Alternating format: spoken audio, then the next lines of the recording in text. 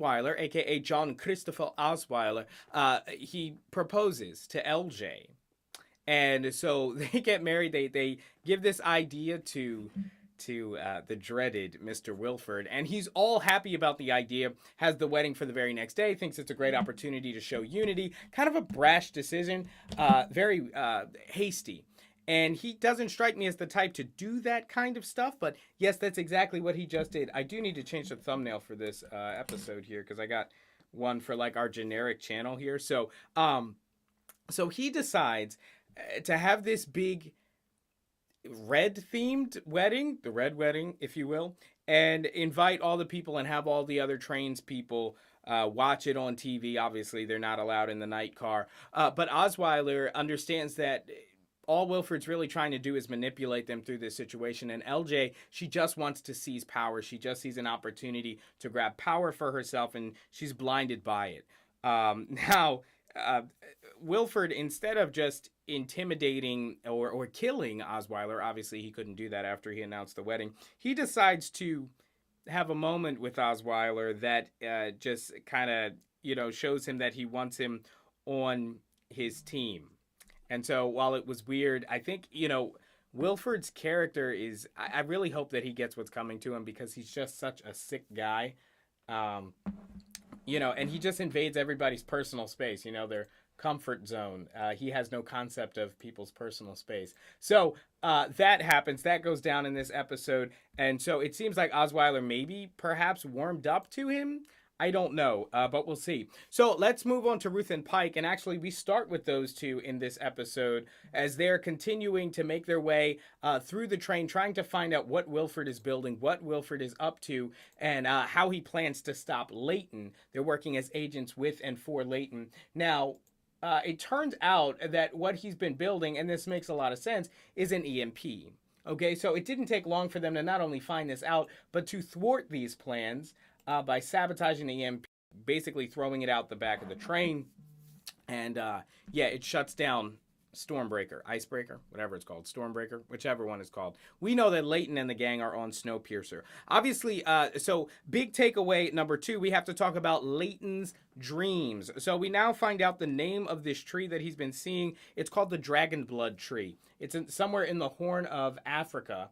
And, so he doesn't know if this is something that he just saw in high school. He doesn't understand necessarily why he's seeing this, but this is something that he wants to pursue. He kind of wants to find the other train and then go and find this tree because somehow it has some sort of importance. But to each his own, I guess.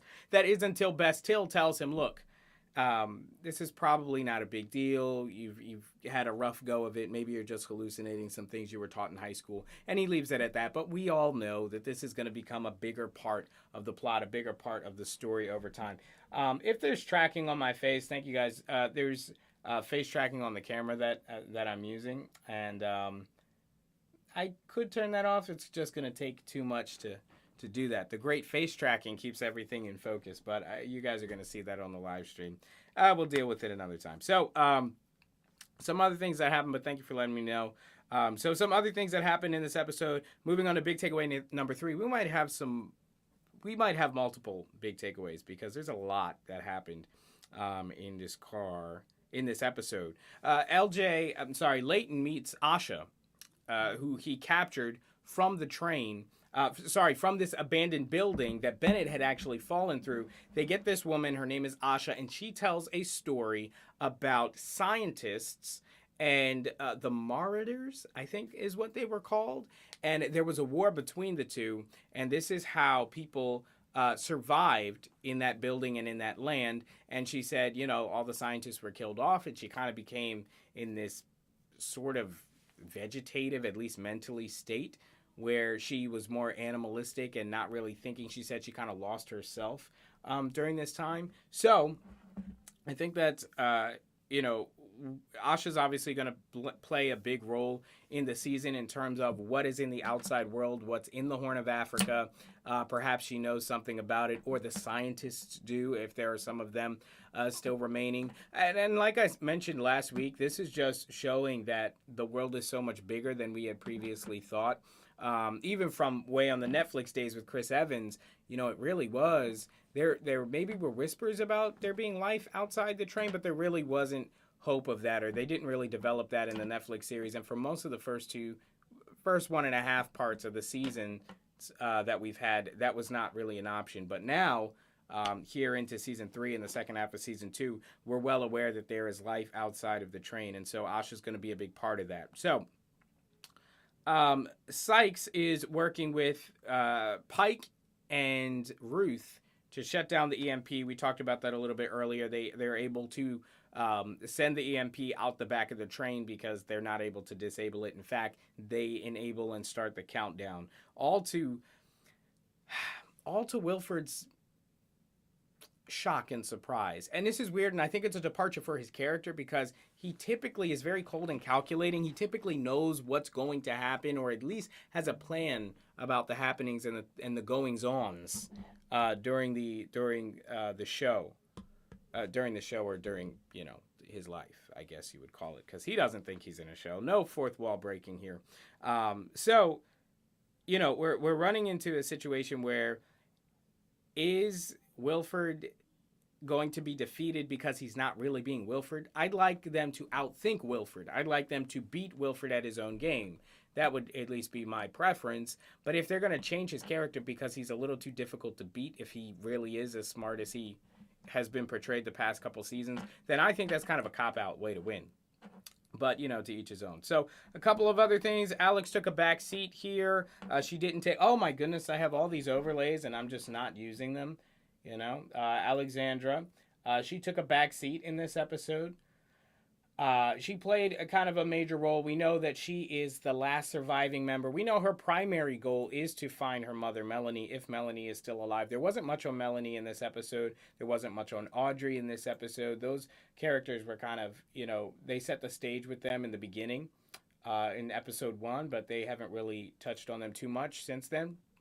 But they're going to be important later down the road when it comes to the reveal of Melanie being alive. As we said last week, we've already seen footage of her, in the trailers and stuff like that. So we know that she's going to be a big part of the season.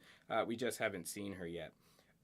Just going over the notes and checking you all's comments to make sure we are just touching on every little thing, because this show likes to throw a lot at you. It likes to do a lot of different things and have a lot of different storylines, which is good because it keeps you entertained, and it makes sure that there's something that can happen in every episode. But at the same time, it's like, this is a lot to keep track of in your head. So it's nice that we can just join here for the after show and kind of break it down. So we talked about Alex. We talked about Leighton and Bess. Is there a thing, speaking of Leighton, let's talk Leighton and Asha. Did there seem to be some romance between those two? I don't know. They had a moment.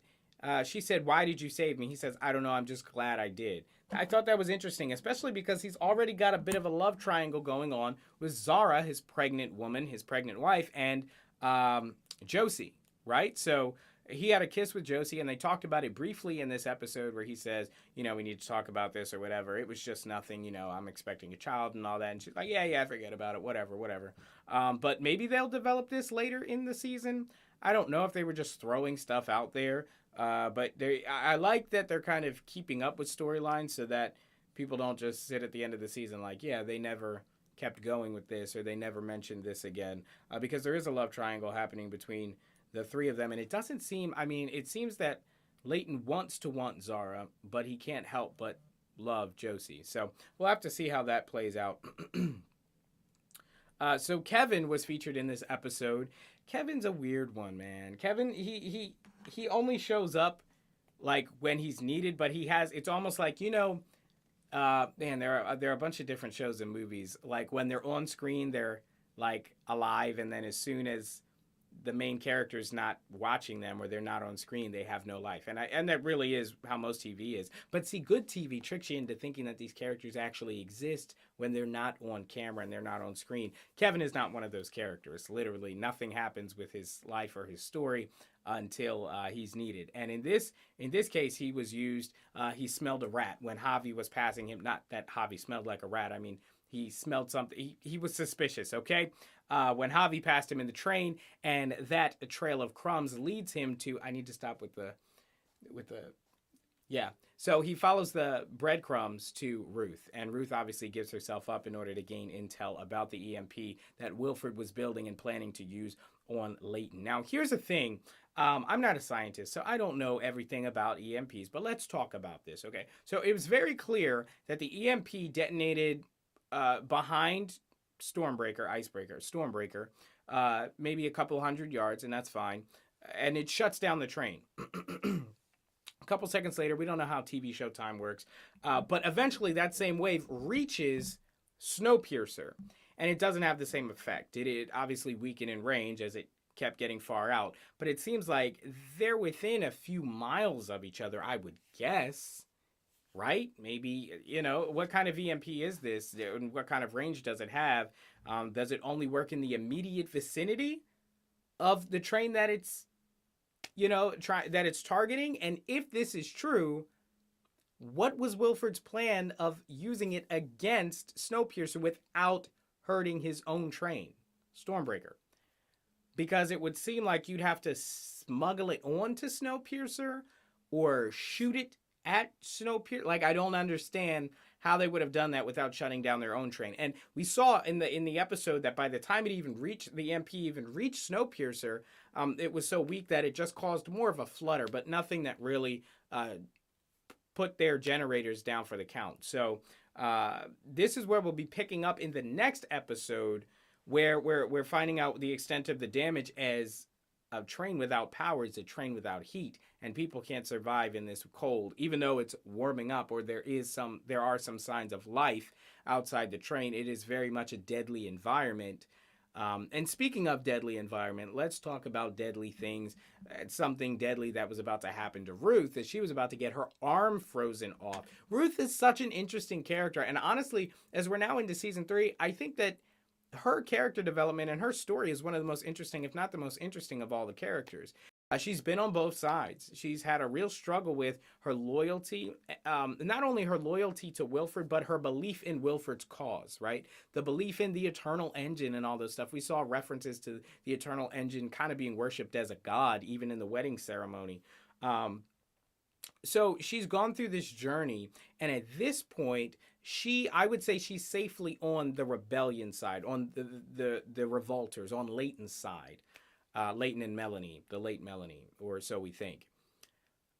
But at the same time, she still seems to love and desire Wilford's approval. So I had mentioned this in season 2, back when myself and Zach from the Basement with Zach were covering this show. I don't trust her. And I think maybe I trust her a little bit more at this point in the season, but I still don't trust her. And it's because of that love she has for Wilford that she just can't seem to shake. Now that he's been exposed and she's seen him for the monster that he is, she knows the sick and crazy things that he does, and she continues to want to be loyal to him. But now in this episode, we find out that all the sickness, all the craziness may not just be Wilford. You see, Ruth has a little sick person in her as well. Because Wilford mentions in the episode that the ports in the train that are used to freeze off people's limbs, Wilford says that he just had those on the train as an idle threat. He never intended to use them, but he says, they were just an idle threat. You're the one who used them 13 times. Now again, Ruth could have been under the assumption that they were there to be used, and he never told her that, so she was just going about her job. But maybe he's saying, oh, it was a threat, and you're the one is inhumane enough to use them. But we all know Wilford is capable of the most inhumane things that could happen. Have you met his dog? So I think while they are showing that maybe Ruth was more involved in some of the sick happenings that happened among the train on the train, I don't think it's fair to say that it was necessarily her idea, because she was working under the assumption that this was the loyalty and the vision of Wilford. He wanted people to be this strict. He wanted people to suffer if they disobeyed and stuff like that. And so all of her actions were based on the belief that he was right and all those things. But she's definitely a sick one as well. So who knows what side she's going to end up on.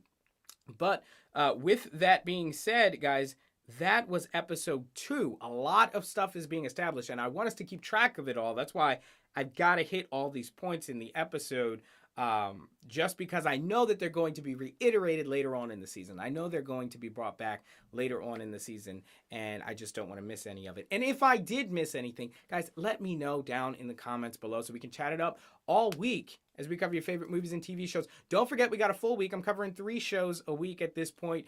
We have, what is it? Superman and Lois, fantastic show. Fantastic show. One of the best superhero shows I've ever seen. You're going to want to check that out. And of course, I'll be going live after the show tomorrow. You can catch that tomorrow night. And then Friday, a little bit of a weird one.